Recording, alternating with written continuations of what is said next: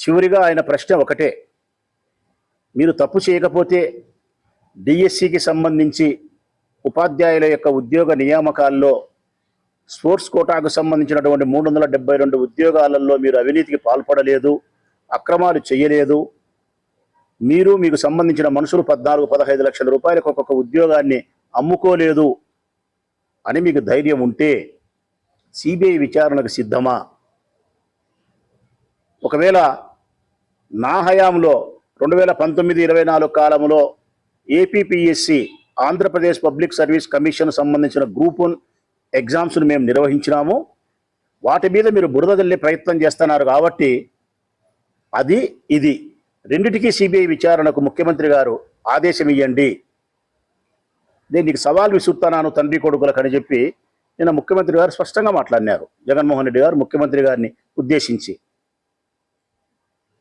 మరి మేము అడుగుతా ఉన్నాం ఈరోజు, ఎవరైతే డిఎస్సిలో అన్యాయానికి గురైనారో, ఎవరైతే ఈ అక్రమాలకు బలైపోయినారో వారి తరపున మేము ప్రశ్నిస్తూ ఉన్నాం.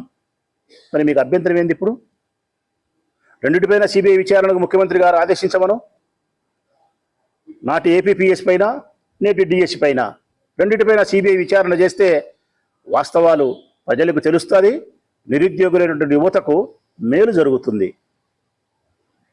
దానికి పలకరు, దానికి పలకరు. నేను హౌస్లో అయినా సరే, హౌస్ బయట అయినా సరే విచారణకు సంసిద్ధమని చెప్పి లోకేష్ మేకపోతు గాంభీర్యపు మాటలను ప్రదర్శిస్తాడే తప్ప, ఇక ఆయన వాళ్ళ తండ్రి గారు అయితే నేను అసెంబ్లీలో మాట్లాడుతున్నారు, రాలే అధ్యక్ష వాళ్ళు 11 మంది వచ్చి ఉంటే నా దగ్గర అన్ని పేపర్లు ఉన్నాయి, పేపర్లు అన్నీ వాళ్ళకి ఇచ్చి ఎండగట్టిందను అంటున్నాడు. మేము అడుగుతా ఉన్నాం, నువ్వు ఎండగట్టడం వద్దు, ఆరబెట్టడం వద్దులే సోమి, నువ్వు సిబిఐ విచారణకు ఆదేశం వేయి. నీకే వాళ్ళు ఊరగాయ పెడతారు, ఎండబెట్టేది వద్దు, ఆరబెట్టేది వద్దు, ఊరగాయ పెడతారు నిన్ను, నీ ప్రభుత్వానికి మట్టగా. మేకపోతు గాంభీర్యపు మాటలు. నిజంగా మీకు చిత్తశుద్ధి ఉంటే ఒక ఉదాహరణ మీకు చెప్పాల్సిన అవసరం ఉంది నాకు. నాడు వైఎస్ఆర్ తన కుమారుని పైన ఒక హత్యకు సంబంధించి, పరిటాల రవి హత్యకు సంబంధించి ఆరోపణ చేసినప్పుడు ముఖ్యమంత్రి స్థాయిలో, ముఖ్యమంత్రి హోదాలో ఆయన ఉంటూ వైఎస్ఆర్ రాజశేఖర రెడ్డి గారు తన కుమారులపైనే సిబిఐ విచారణకు ఆదేశించినారు. సిబిఐ విచారణ జరిగింది. ఈరోజు ఆ తండ్రికి తగ్గ తనయుడుగా నా పాలనలో జరిగినటువంటి ఏపీపీఎస్సి పైన సిబిఐ విచారణ చేయండి అంటున్నాడు. నాడు తండ్రి మాట్లాడినాడు, నేడు కుమారుడు మాట్లాడుతున్నాడు. ఇది తండ్రికి తగ్గ తనయుడు అంటారు. ఇదే సామెత మీకు వర్తిస్తుంది, అబ్బా కొడుకులకు తండ్రికి తగ్గ తనయుడు అని చెప్పి. కాకపోతే ఆడ నిజాయితీ, ధైర్యము, నిబద్ధత ఉంది, మీ దగ్గర అది కాదు. కొడుకేమో 4 అబద్ధాలు చెప్తాడు లోకేష్ గారు, దొరికిపోతాడు. తండ్రి ఏమో 8 అబద్ధాలు చెప్తాడు, దొరకకుండా చెప్పే ప్రయత్నం చేస్తాడు. ఈడ కూడా తండ్రికి తగ్గ తనయులే. ఇద్దరు ఒకే మూసలోంచి వచ్చినట్టే ఉండారు, చిన్న వ్యత్యాసం ఉంది. ఆయన అబద్ధం చెప్పి దొరుకుతాడు కుమారుడు, తండ్రి అబద్ధం చెప్పకుండా దొరకకుండా ప్రయత్నం చేస్తాడు. భారతంలో చెప్పినట్టు అశ్వత్థామ హత కుంజరహ అంటే అశ్వత్థామ అనే ఏనుగు చనిపోయిందని ధర్మరాజు చెప్పడం.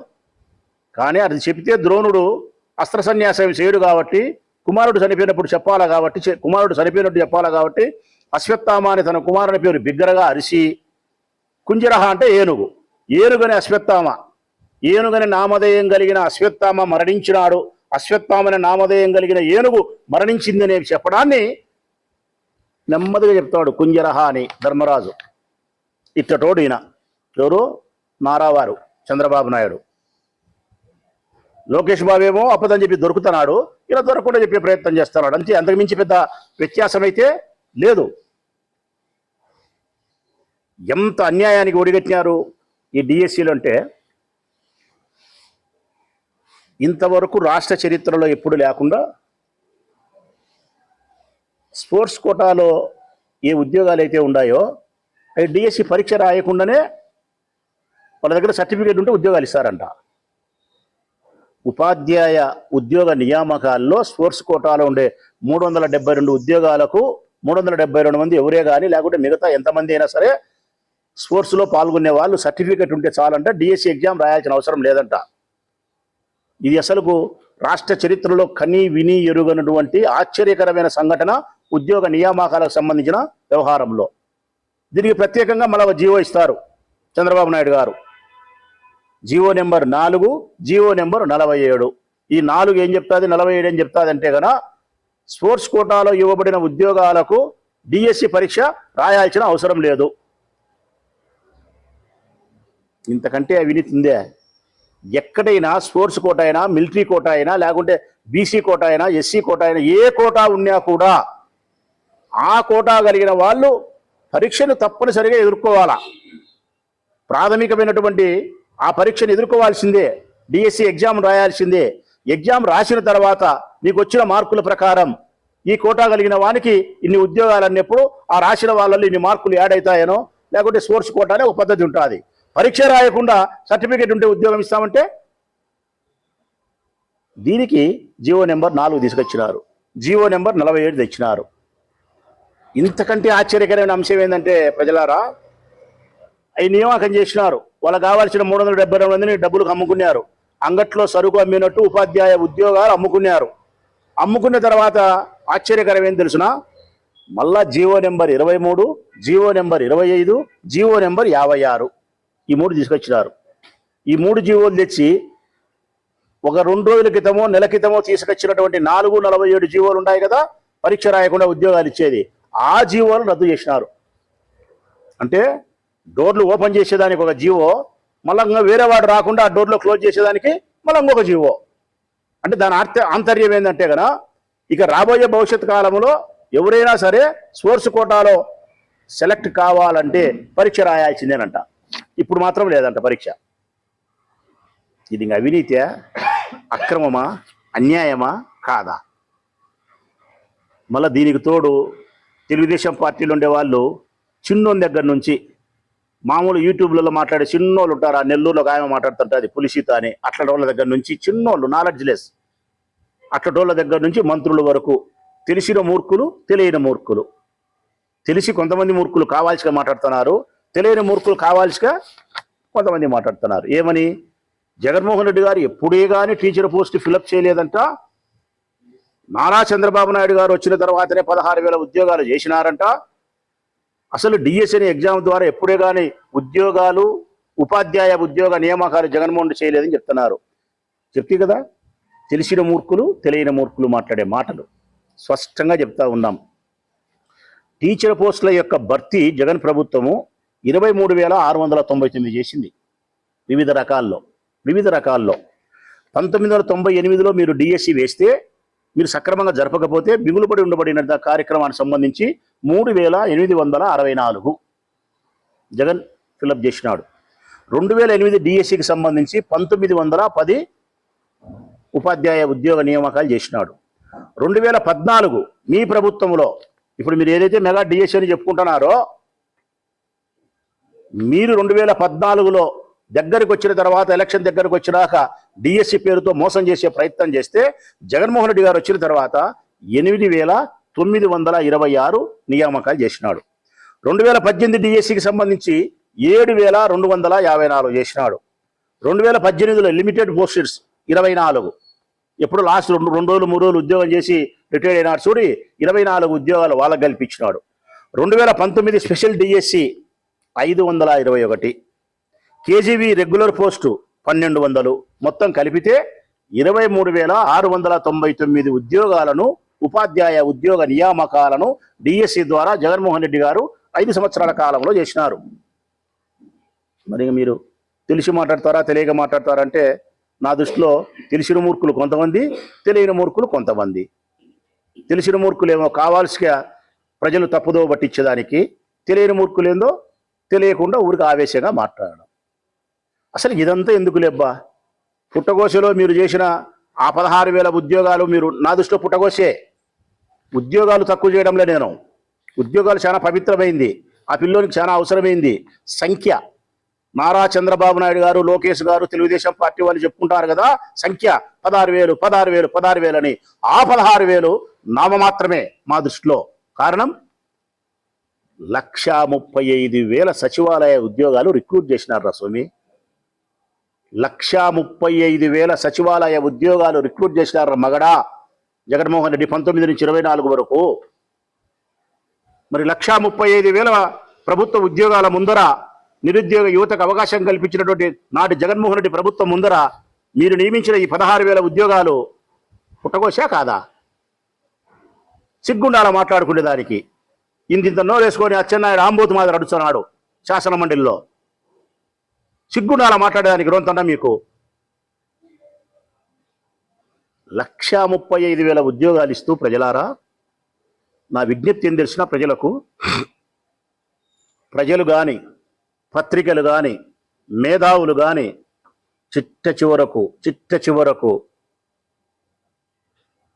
నరములో మా పట్ల వ్యతిరేకతను నింపుకొని తప్పు చేసినా చెయ్యకపోయినా మమ్మల్ని విమర్శించే ఈ తెలుగుదేశం పార్టీ ప్రబుద్ధులు సైతం సచివాలయ ఉద్యోగాల నియామకాల్లో ఒక్క విమర్శ మా మీద చేయలేకపోయినారా స్వామి. అదిరా జగన్ అంటే. అది జగన్ అంటే. ఒక్క విమర్శ లేదు.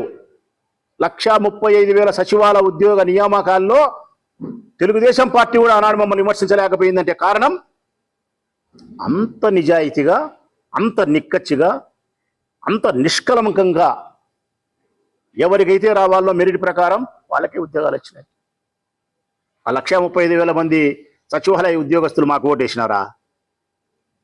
ఎవరికొరుకో వేసింటారు. కారణం అందులో తెలుగుదేశం పిల్లలు ఉండారు, వైసీపీని ప్రేమించే పిల్లలు ఉండారు, బీజేపీని ప్రేమించే పిల్లలు ఉండారు, కాంగ్రెస్ని ప్రేమించే పిల్లలు ఉండారు. వాళ్ళ తల్లిదండ్రులు ఏ పార్టీని ప్రేమించకుండా ఉండేవాళ్ళు ఉండారు, బీదోళ్ళు ఉండారు, ధనవంతులు ఉండారు, రకరకాలు. అంటే ఆ 1,35,000 ఉద్యోగాలు వేయించిన మేము వారి నుంచి ఓటును ఆశించే ప్రయత్నం కూడా వైఎస్ఆర్ కాంగ్రెస్ పార్టీ చేయలే. వారి ఓటు ద్వారా మేము ఉద్యోగంలోకి రావాలనుకోలే. మేము ఇచ్చిన ఉద్యోగం ద్వారా వారి జీవితాలకు ఒక భవిష్యత్తు ఏర్పడాలని చెప్పి ఆశించినాం ఆనాడు జగన్మోహన్ రెడ్డి. మీరు అట్లా కాదు. తెలిసి మాట్లాడుతున్నారో మీరు తెలియక మాట్లాడుతున్నారో మీకు పదే మేము మీకు చాలా నెమ్మదిగా మీకు చెప్తా ఉన్నాం. మేము ఇది కాదని. విచిత్రం ఏంటంటే ప్రజలారా, ఇది ప్రజలందరికీ సుస్పష్టంగా అర్థమైపోయింది. జగన్మోహన్ రెడ్డి గారు నిన్న ప్రెస్ మీట్ పెట్టి సిబిఐ విచారణకు సిద్ధమా, నాటి మా ఏపీపీఎస్సీ పైన కానీ నేటి మీ డిఎస్సి పైన కానీ రెండింటిపైన సిబిఐ విచారణకు ఆదేశం ఇవ్వండి ముఖ్యమంత్రి గారు మీరు ఆదేశం ఇస్తే సిబిఐ వాళ్ళే నిగ్గు తేలుస్తారని చెప్పి జగన్మోహన్ రెడ్డి గారు స్పష్టంగా చెప్పిన తర్వాత ఇంక దీని మీద మాట్లాడేదానికి ఏమీ అవకాశం లేని అబ్బా కొడుకులు ఇద్దరు దీని డైవర్షన్ పాలిటిక్స్లే పోవాలా. అంటే ప్రజల దృష్టిని ఈ డిఎస్సి ఎగ్జామ్ నుంచి సిబిఐ విచారణ రెండిటిపైన ఈయన జగన్మోహన్ రెడ్డి గారు కోరినారనే అంశం నుంచి దృష్టిని మరల్చాలా. ఆ దృష్టిని మరల్చేదానికే ఈరోజు చీకట్లో 5 గంటలకే ఎంపీ గారింటిపైన ఈడీ సోదాలు.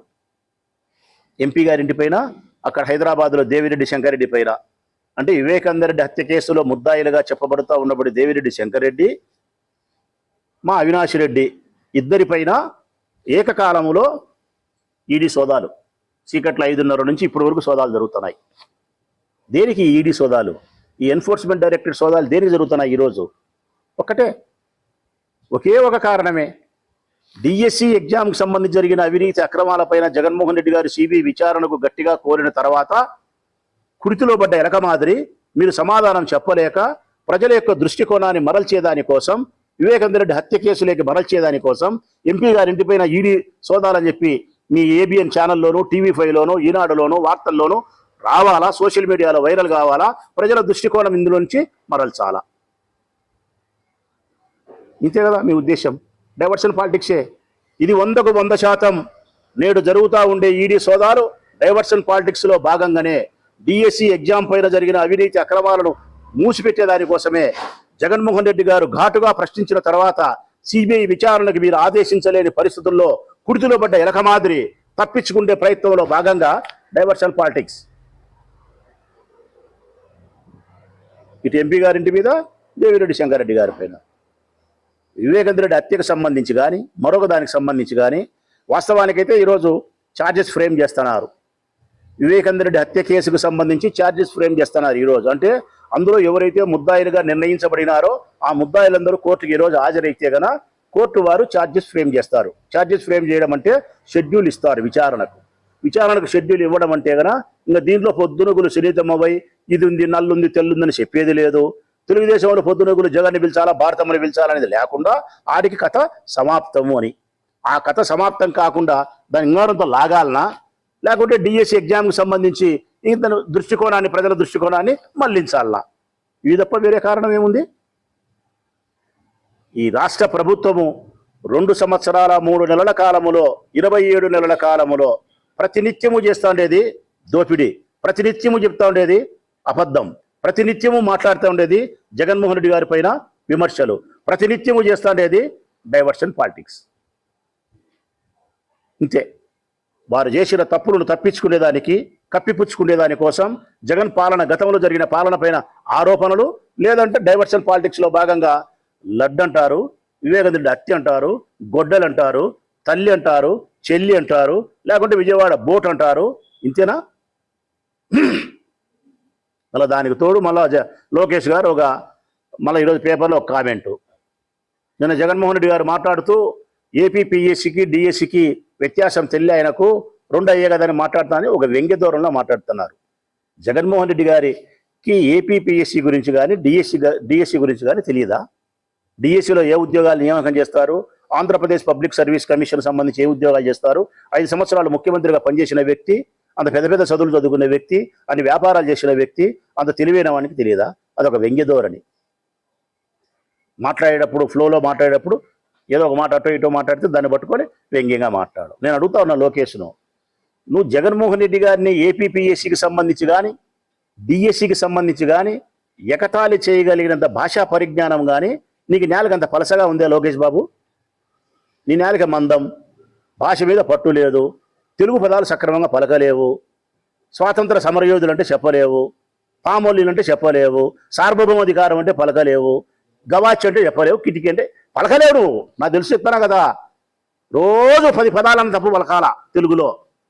ఇంత తెలుగును అస్పష్టంగా మాట్లాడే నువ్వు, ఇంత తెలుగును కూని చేసి మాట్లాడే నీవు జగన్మోహన్ రెడ్డి గారు ఎగతాళి చేయడం, మళ్ళీ నీ తరఫున కొంతమంది ఎగతాళి చేసి మాట్లాడడం. ముందు తెలుగు స్పష్టంగా మాట్లాడేది నేర్చుకో, అబద్ధాలు చెప్పకుండా మాట్లాడేది నేర్చుకో, నిజాయితీగా శాసనసభలో మాట్లాడేది శాసన మండలిలో మాట్లాడేది నేర్చుకో. ప్రజల పక్షాన సమాధానం ఇవ్వాల్సిన బాధ్యత కలిగిన అధికారంలో ఉండారు కాబట్టి నేను చర్చకు వస్తా. చర్చకేందయ్యా నువ్వు వచ్చేది? జగన్మోహన్ రెడ్డి గారు వచ్చేది చర్చకు? మీ నాయన రమ్మను చర్చకు, జగన్ వస్తాడు. నీ స్థాయి తక్కువ. జగన్మోహన్ రెడ్డి గారు నీ దగ్గరికి వచ్చి చర్చ చేయాల్సిన స్థాయి ఇది కాదు. నీవు ఆఫ్టర్ ఆల్ ఒక మంత్రివి. మా వాళ్ళు 116 మంది మంత్రులు నీతో చర్చకు వస్తామంటున్నారు. ఒకవేళ జగన్మోహన్ రెడ్డి గారు చర్చ చేయాలంటే నీ తండ్రి గారు రమ్మను, చర్చ చేస్తాడు. అయినా జగనేని చర్చ చేసేది నాకు తెలియక అడుగుతా. నీ తండ్రితో కానీ నీతో కానీ నీ ప్రభుత్వంతో కానీ చర్చ చేయడానికి డిఎస్సి ఎగ్జామ్ రాసి బలి అయిపోయినటువంటి నిరుద్యోగ యువత సంసిద్ధంగా ఉన్నారు. 372 మంది పిలుస్తున్నారు, మేము వస్తామయ్యా అని.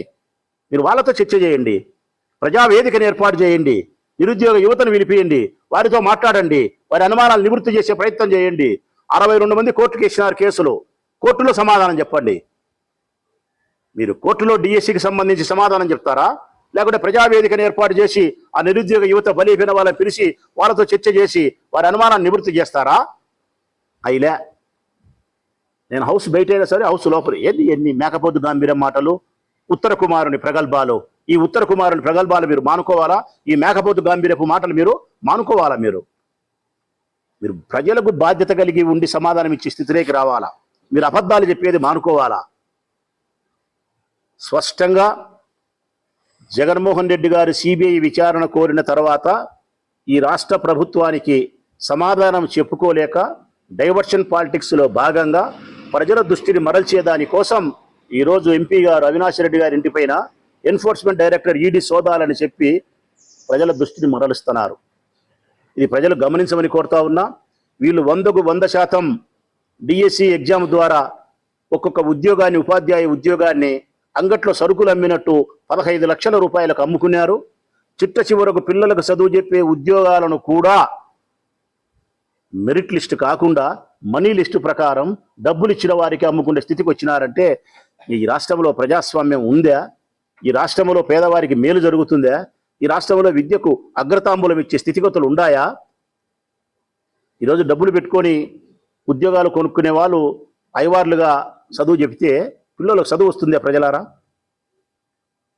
రాజకీయ నాయకుల ద్వారా సోర్స్ కోటాలని చెప్పి సర్టిఫికెట్లు ఇప్పించుకొని విచిత్రం ఏం తెలుసురా, డిఎస్సి ఎగ్జామ్ రాసే లేదంట సోర్స్ కోట, ఆ సర్టిఫికెట్ కూడా వీళ్ళే ఇచ్చారంట.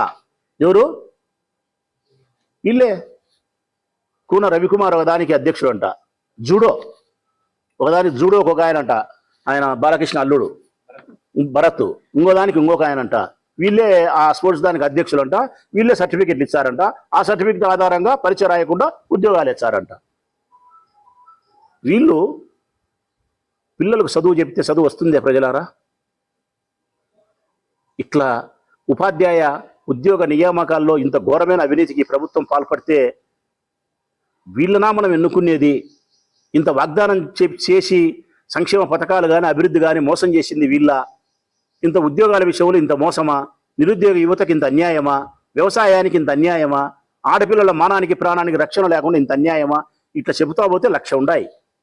ఇట్లాంటి మనుషులకు, ఇటువంటి పార్టీకి మనం ఓటేసినామా? ఇట్లటోళ్ళను మనం నెత్తిన కూర్చోబెట్టుకున్నామా?